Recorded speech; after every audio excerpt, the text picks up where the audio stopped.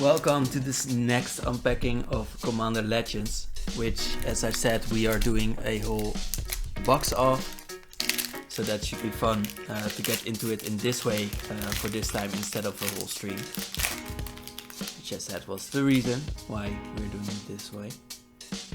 And we are starting with the cool one, or I think so, from Ravnica, where, people are going to war, and this happens very often, of course. Then we shall continue to preordain. I really like these kinds of cards. Of course, they are way better if they are at instant speed. This is a cantrip at sorcery speed, which makes it significantly worse, of course.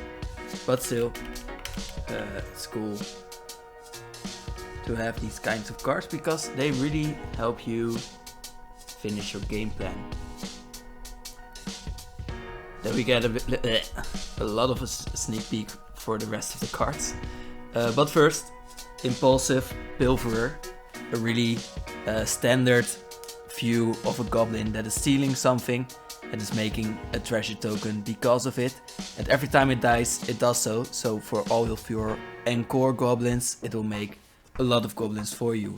Otherwise, it's just 1 mana and it will be a sort of temporary ramp in red, but this one does have to die. Then we have Thin-Clad Fugitives, some elves that are running away from something. Again, the Anchor mechanic that is pretty unique for Commander Legends, at least for the previous few years. These ones cannot be blocked, so these are mostly used as big attackers because they can get in for 7 damage. Now, why can these guys get in so easily? Well, as we see, they are running away from 2 Azorius soldiers in Simon Dominic's art. In the card itself you could not see this, but here in the art we see their lizard's legs. These elves can turn into partial salamanders because they have been working with the Thin-Clad of the Simic Combine on Ravnica. This is one of 4 clades that each have their specialties, and the Thin-Clad basically exists of fast boys and people who know shortcuts through the city. So these guys can probably not be stopped without considerable force. 2 power of force to be exact. I also seem to notice that the back elf is less adept at his new feat. So maybe that is why these 2 are running away now. They had stolen more fish parts from the Azorius Vaults. This one. Then we have Blade Brand, a other sort of cantrip, where you can give a creature Death Touch, which is the main appliance of this card, and then it draws you a card. But if you don't want the Death Touch, probably don't play this. Ancestral Blade is a card that leaves behind one of your ancestors, which is just a 1/1 token. But you can give it this blade again, and it will grow with +1/+1. This is a cat. Say hello. Yep. Okay. That was a cat. Molderbeast, we have seen this previously, and again, it's a good finisher, but I think cards like these are cool to brush over a little bit sometimes. Then we have Spectral Searchlight, which is a 3 mana artifact where you can choose a player and they add 1 mana of any color they choose. So you can do this for yourself, but you can help your opponents as well. This is interesting. It's not the best mana rock still, so maybe you would have wanted this to be cheaper and then you have to help your opponent as well. That would have been a cooler design, but I think you can use this as some politics. Anyways, a nice Eyeblight Massacre. Well, not nice, because here we see that they are really going hard on the goblins. Usually we saw them getting them with -1/-1. This time they are going at it with -2. Let's look at the flavor. I've already seen so much evil, so much darkness. Why do you insist on adding more, says Nissa Ravane. Notably, well, maybe this is a sort of storage spotlight that we will have to go into later to see why Nissa is so against these Eyeblight massacres. Because there are a lot of them. They happen continuously. Now we see a lot of elves killing these goblins, and they are all from the same group of elves that think that goblins are not beautiful enough to live. So they call everything not as beautiful as them eye blights and continue to kill them all. Nissa, who we see in this flavor talking to the leader Dwinnen, is from Zendikar, where she was part of another tribe of stuck-in-their-way elves. She learned to planeswalk and her first destination was Lorwyn, where she met with Dwinnen, who thought Nissa's outerworldly looks could be seen as beautiful. An elf without horns and without hooves that was interesting to all of these elves. In this art we see Nissa standing behind one of the Lorwyn elves. Nissa felt the goblin was not evil, but the elf slayed them anyways. With a spear, by the way, not an arrow. But the evil Nissa had seen was the great aurora that would change this plane to Shadowmoor. And as it did, before Nissa's eyes, the elves around her turned evil, and Nissa was forced to planeswalk back to Zendikar again. We have Charcoal Diamond again. Might be a time, or if you are interested to look a little further into the other diamonds as well, we will probably get them as well. I think what the coolest part is about this is that Lindsay Luke really used, well, people around her to make these hands. So these hands are from actual people. And I think that makes it even more beautiful. This is a sort of black diamond that, well, sort of is meant to show maybe someone living in the swamp, so probably a witch or something in Magic the Gathering. But I would be honored if I would be called a generic witch like that, personally. Wielding Sparks. I like when they use something that is just about someone working at something. Here we see Pianalar, I think, because she is here in the flavor as well. This card deals X damage, where X is 3 plus the number of artifacts you control. So at least 3 damage as an instant, so sort of lightning strike, but then again only against creatures and for 3 mana, but it can be a lot more damage, and then you can kill some bigger creatures maybe as well, so not the best, but still. Entourage of Trest. So maybe you don't know about Trest.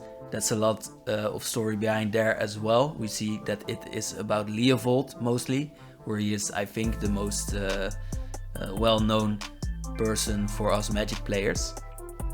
This creature enters and you become the Monarch, another mechanic that we have not seen in these packs yet. But this creature can block an additional creature as long as you are the Monarch. So this helps you be the Monarch for longer as well. Now, why would these people help Leovold in his power? Well, Leovold foresaw aggression from the dim, as he calls it. He was nimble enough to prepare his entourage to come over to the plebeians and see what they could do to prevent violence, or be the first to start it. Because Leovold of Trest is a diplomat that would use parties and sweet words to sway anyone. His promise was never worth anything as long as he had nothing else to take from you. He values time and money the most and would gladly take both from others. He notices strange little things, like how Marchesa took power and immediately had flags of her crest all over the city. He knows of all of Sylvala's struggles through a spy that has become friends with her now. These guards are strong but never exert aggression, and because Leovold is friends with everyone, up to even Granso Chaos himself, he and his guards can roam the streets free of aggression and gather intel. This is why the guards are better at blocking. They know where the attacks will come from. And next up we have Forceful Denial, which is pretty clunky, or at least seems pretty clunky for a counter spell, but then it also cascades for you. So you can see that it is really forceful. You're really forcing a lot of mana out of your hand anyways. Then we have Vial of Lightning, which is a way to stop one of your opponent's creatures from attacking you. You also strengthen them so your opponent can use those creatures to defend against you. But if you can make some deals, you can definitely make sure that your opponent gets in for a lot more against your other opponents, and then it's good for the both of you. So really be looking for those kinds of deals. Shimmermere is definitely a good card for artifact strategies, where you can give all of your other artifact spells flash. Sort of, you can play them as though they had flash. And definitely good in mirror strategies if you like that sort of strategy. And otherwise, I would definitely say use this in some artifact-based strategies, because having flash is great, playing on your opponent's turns. Then we have a bit of a controversial card in Explosion of Riches.